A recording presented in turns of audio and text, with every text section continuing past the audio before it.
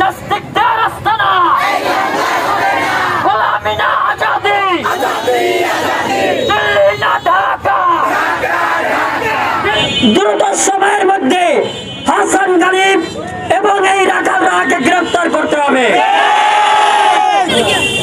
প্রিয় পাথরঘাটাবাসী, ইতিমধ্যে লক্ষ্য করেছেন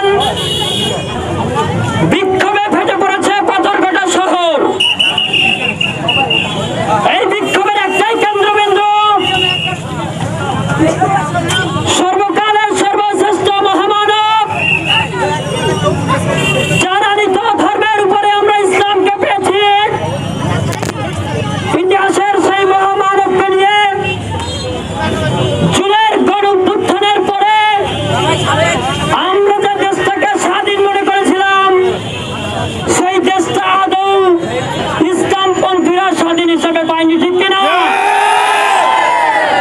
আপনারা ইতিমধ্যে লক্ষ্য করেছেন রাখাল রাহা ও হাসান গালিব নামের দুই নাস্তিক কুলাঙ্গার রাসূল সাল্লাল্লাহু আলাইহি সাল্লামকে নিয়ে এমন কুরুচিপূর্ণ কবিতা রচনা করেছে যা ভাষায় প্রকাশ করা অসম্ভব। আজকের এই মানববন্ধন এবং বিক্ষোভের মধ্য দিয়ে পাথরঘাটার তৌহিদি ছাত্র জনতা পরিষ্কার ভাষায়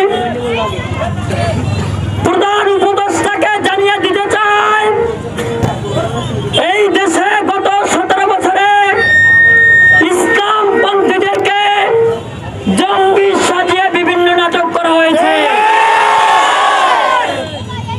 বিভিন্ন ওলামায়ে কেরামকে জঙ্গি নাটক সাজিয়ে আয়না করে নিয়ে টর্চার সেলে রাখা হয়েছে।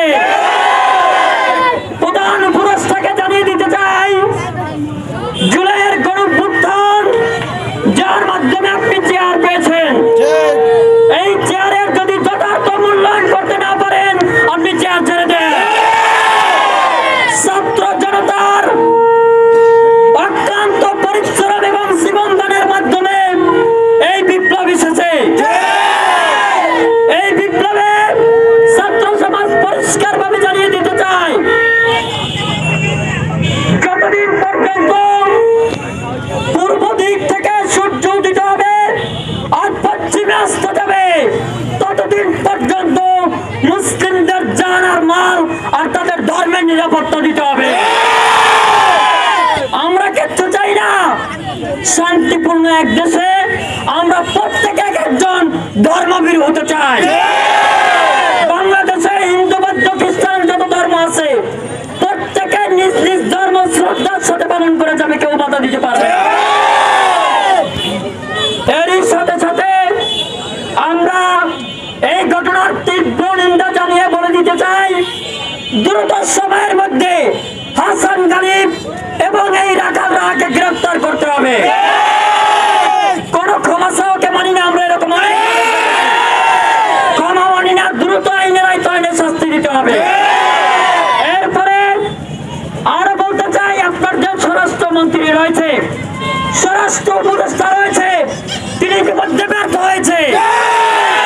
আমরা ঢাকার দিকে তাকালে প্রত্যেক দিন এক এক করে নতুন চাঁদাবাজি ইস্যু, দুর্নীতির ইস্যু, হত্যা মামলার দর্শন ইস্যু দেখতে পাই। সবকিছুকে রুখে দিতে হবে। আপনার স্বরাষ্ট্র উপদেষ্টাকে দিল্লি পাঠিয়ে দেন। এমন স্বরাষ্ট্র উপদেষ্টা আমরা চাই না, চাই না, চাই না। ইতিমধ্যে লক্ষ্য করেছে বিগত স্বৈরাচারের নায়িকা ফ্যাসিস্টের সরদার হাসিনা বাংলাদেশ থেকে পালিয়ে দিল্লি গিয়েছে। তার আমলে যত প্রশাসনের কর্মকর্তা রয়েছে প্রত্যেককে দ্রুত অব্যাহতি দিতে হবে। আলেপ নামের যে গাদ্দার দর্শক রয়েছে দ্রুত তার ফাঁসি কার্যকর করতে হবে। আমরাই তৌহিদি ছাত্র সমাজ জানিয়ে দিতে চাই, ধর্ষণের একমাত্র শাস্তি হবে মৃত্যুদণ্ড, মৃত্যুদণ্ড। প্রিয় পাথরঘাটাবাসী, প্রিয় তৌহিদি জনতা, প্রিয় ছাত্র বন্ধুরা, আমরা যদি ইসলামের ব্যাপারে, মুসলিমদের ব্যাপারে এরকম ঐক্যবদ্ধ থাকতে পারি, আমাদের বিজয় কেউ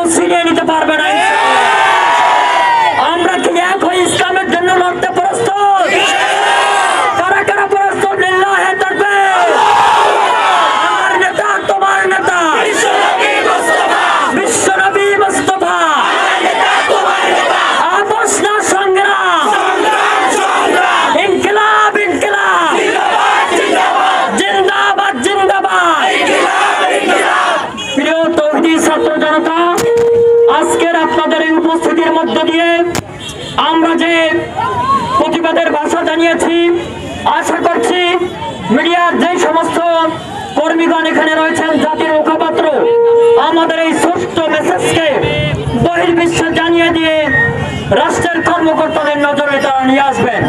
এখানে যারা স্বতঃস্ফূর্তভাবে অংশগ্রহণ করেছেন, তৌহিদি জনতা, মিডিয়ার ভাইয়েরা, মিডিয়ার কর্মী ভাইয়েরা, প্রশাসনের ভাইয়েরা, সবশেষে আমার প্রিয় তৌহিদি ছাত্র সমাজ, আপনাদের জন্য আন্তরিক মোবারকবাদ জানিয়ে আজকের এই ইনকিলাব মঞ্চ এখানে সমাপ্তি ঘোষণা করছি।